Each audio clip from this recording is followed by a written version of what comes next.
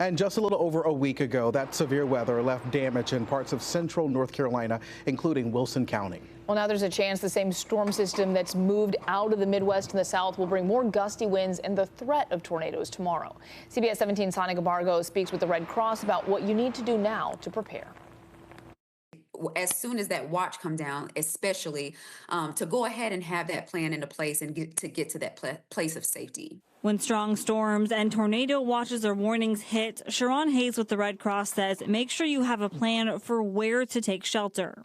Establish that place in your home where your family can go for safety, that base of safety. We usually say away from windows. And practice getting there with your family. When those alerts go off, it can be jarring, especially in an emergency situation. The rain's coming down, the wind's going outside. It can cause a little bit of a panic. If you get stuck outside or live in an RV or trailer home, she says get to a sturdy building. It's always better to find some place nearby, get into a building, get away from windows and hunker down.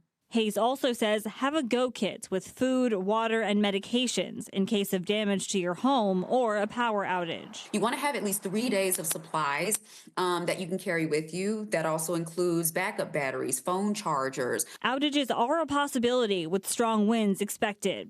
Most likely the outages are going to be caused by trees or tree limbs falling on power lines, bringing down the lines, breaking poles.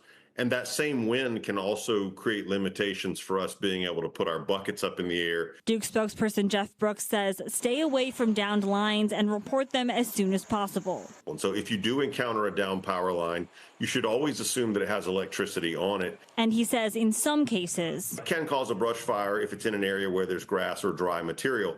Brooks also recommends having a plan, what to do and where to go if you lose power. In Raleigh, Sonia Gabargo, CBS 17 News.